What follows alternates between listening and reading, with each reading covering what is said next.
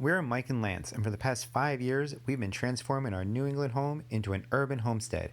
Come along with us as we further our journey and try to live a more sustainable and healthy lifestyle. So sit back, enjoy the ride, and maybe learn a thing or two. Come on.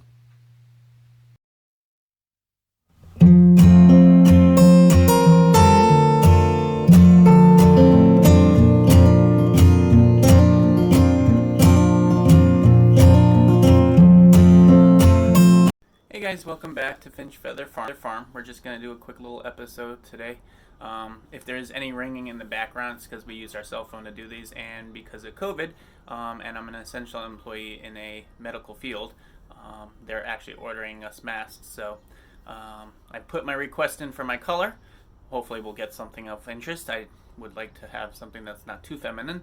They're pretty good about those things though. So COVID-19's changed a lot of things, so me and Michael actually just obviously stuck at home just like the rest of you guys. So, but we've actually had a little bit of time to do some farming already. We were actually a little bit ahead of some people, I would assume, just because we've been constantly updating and changing things, and we actually have a program that we go week by week, which starts actually on December 31st, and it tells us exactly what we're supposed to do. So that's how we've been doing everything. So right now, the first year that we actually did is, or this first time that we've actually did this year is garlic, which is part of the onion family. It's the allium. It has manganese in it, vitamin B6, vitamin C, selenium. It has a good amount of fiber in it. It's been known to reduce length of cold and flu. It reduces blood pressure. Improves the cholesterol levels. It may prevent Alzheimer's and dementia, which are obviously good things. It'll help you live longer. Well, it may help you live longer. There's no scientific proof, I guess. And it can detox heavy metals. At least these are things that are claimed.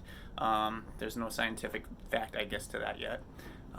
Personally, I think it tastes great. It's great in meals. I love eating it. So, and it keeps vampires away. So, think about it. That was a plague. There's a reason that it was, supposedly good to keep the plague away, which was the vampire, the evil thing. So this is actually our garlic right here growing. As you can see, they are doing pretty good. It's the first time we've done it. I'm actually in my greenhouse currently right now. So we're just kind of letting them grow, hopefully giving them a little love and support. We just watered them last night. The noise you hear, I don't know if you can hear it, but it is extremely windy. Last night was torrential out here, so it's been raining nonstop, extremely windy. It's not supposed to die down to like 8 o'clock tonight, I guess, so we'll see what happens. But another little thing that we tried to grow is actually ginger, which I don't know if you can see this, but it was really high last year and it was doing fantastic, and I read up about how to keep it nice and healthy, and it said, keep it in a nice place that's gonna not get too cold. And I was like, oh, the greenhouse will stay warm. Yeah, the greenhouse got quite cold actually. So because we don't heat, we're not gonna waste electricity on something that nature can do on itself. So we're just gonna have to insulate our rafters a little bit better in here and figure out what we're gonna do.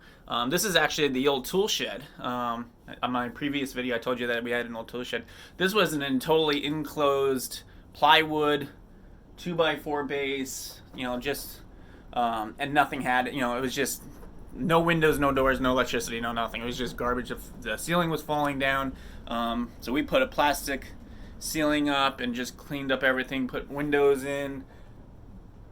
And, so this is what we use for the greenhouse. It's actually pretty good. It's effective.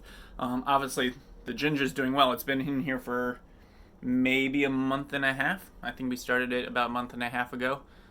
Still frigid out and cold. So today we're actually going to probably put a watering system in. Got tired of pulling up the hose all the time throughout the entire yard. So, and we've gone through those, I don't know if you guys ever bought those flex hoses where you fill it up and it expands. I think they're an expandable hose. I don't know what the hell they're called, but gone through about 3 of those. They keep breaking or whatever. So they're, you get what you buy. So they were cheap, and obviously they were cheap because they broke all the time. So we actually went out and bought some durable hoses. We bought the sprinkler systems. We're going to attach them to 2 points in the yard, so that all we have to do is actually turn on the water, turn on the valve that we want to water which side of the yard, and that way the entire garden gets water, and we don't have to just sit out there with a watering can or anything like that. We do have a rain barrel. The rain barrel is actually used for the front yard though, so that we can just water as we go.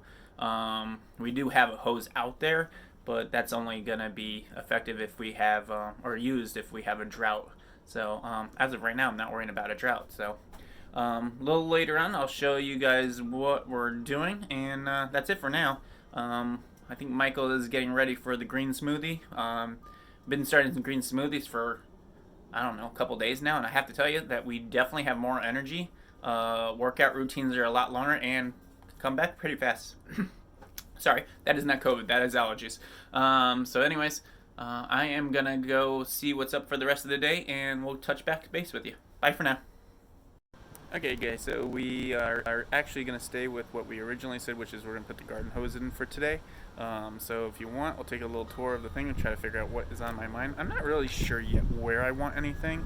I do know that it has to hit, I only had 2 hoses and it has to hit most of the yard, so I'm hoping for like 80%. So basically I already grabbed all my supplies and everything. Going to feed the birds while we're out here.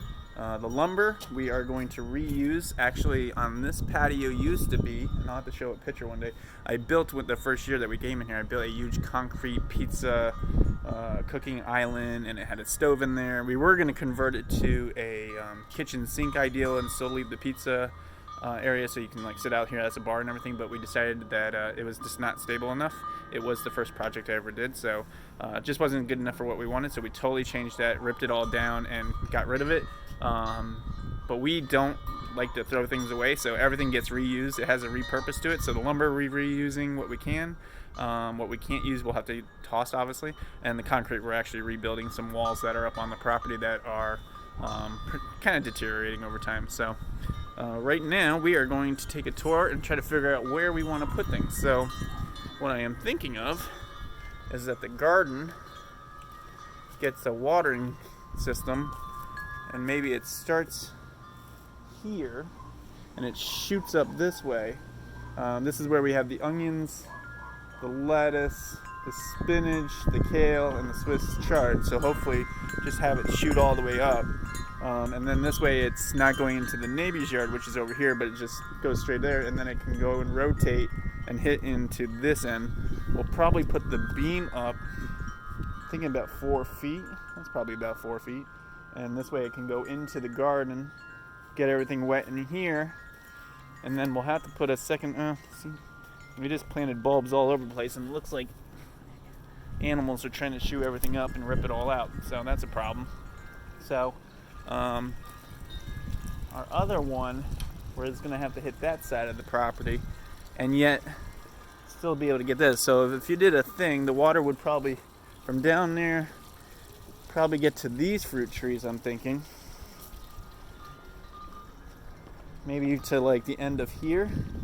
So this is our plum and our cherry tree. The cherry tree we just transplanted this spring, probably about a month ago. And actually it's doing pretty good, so we're going to leave that. Hopefully that's going to do well and grow us some cherries. It did all good out all the other years. So if the water hits this side, hits the here, we figure we put another one right about here. And then it gets our peach tree, our pear tree, and our apple tree. And then that can swing around, and it'll get the, I think I said raspberry. I think it's actually a blackberry, though, that's over there. The lavender. We just planted a wisteria plant right here. I don't know if you can see that on here. And then we actually have our hops. The hops have actually been growing for about 5 years now, so we just keep letting them grow. They smell fantastic. So obviously if you have dogs, you have to clean up your dog shit all the time, so we already did that. I didn't think you needed to see that though. So I'll feed the birds. The greenhouse that I told you about, this is from the outside. So that is our plan. So I'll probably just have you guys watch along. Thumbs up if you like it. If you got something to say, let us know. Otherwise, I think Mike's going to do the painting of the lumber and cut it all down for me. I'll put everything together, and then we'll kind of go from there.